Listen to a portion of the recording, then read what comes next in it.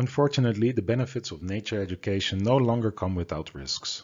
As Shala explains, because the natural world is currently under levels of stress unparalleled in human history, children's encounters with nature include witnessing environmental degradation and destruction, and children hear about global threats like climate change and species loss. The paper argues that young people's fears and worries about environmental risks and losses also express a sense of connection with nature. Therefore, Shala, her review, includes a second stream of research that examines this painful side of connection and how adults can help young people navigate environmental loss. Support includes providing conditions for young people to form constructive hope, the capacity to face environmental threats and uncertainties while finding positive meaning in taking action. Undoubtedly, some of you have also experienced difficult eco-emotions such as anxiety, guilt, or grief. Consolo and Ellis describe in their study on eco-grief that amongst the first to describe the emotional pain of experienced ecological loss was ecologist and conservationist Aldo Leopold, who noted that one of the penalties of an ecological education is that one lives alone in a world of wounds. More encouragingly, a study by Verplanken and Roy shows that most forms of habitual ecological worrying are constructive in the sense that habitual worrying correlates with pro-environmental behavior. Verplanken and Roy describe worrying as a form of mental time traveling and argue that some degree of worrying can be productive, yet excessive worrying or pathological worrying is harmful.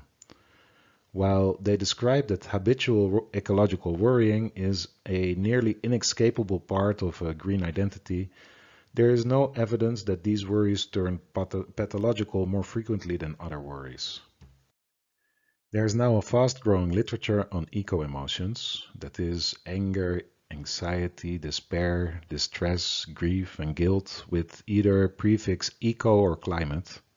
Solastalgia is used to describe a form of ecological nostalgia, or in the words of Glenn Albrecht, who coined the term, it is the homesickness you have at home. There are some indications that women seem to experience more feelings of eco-anxiety than men. However, a recent review of the eco-emotions literature by Piccola argues that this may simply be the result of men and women expressing eco-emotions differently.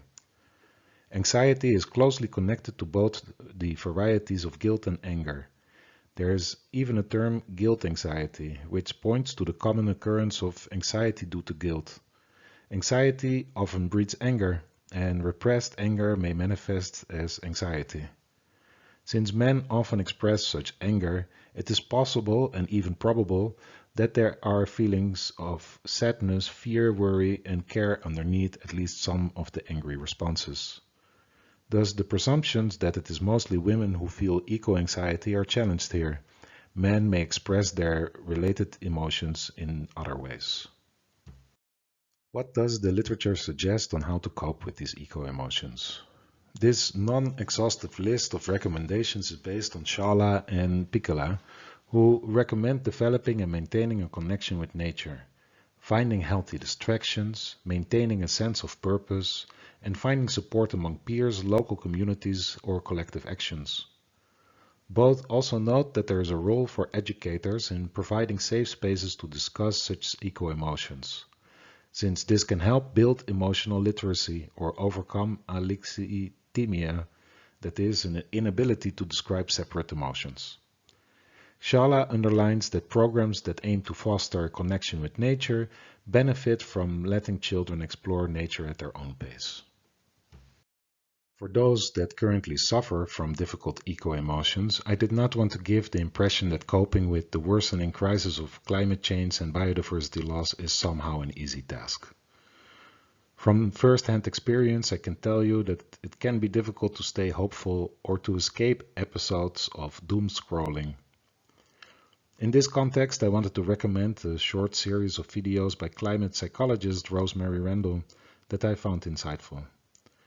She warns that offering reassurance to those that have troubles coping with ecological distress, as is often done by parents, is usually counterproductive, because when this reassurance is not sufficiently grounded in reality, it only leaves people who suffer from climate distress feeling misunderstood and lonely. Another initiative that I like to mention is the website Conservation Optimism, that provides a counterweight to the largely negative trends by reporting conservation successes such as reintroductions of species into the wild or the rediscovery of Lazarus species, that is, species that were falsely presumed extinct. That said, if feelings of ecological despair may become so overwhelming that a few feel-good stories will not be of much help, please consider talking with a psychologist or other mental health professional.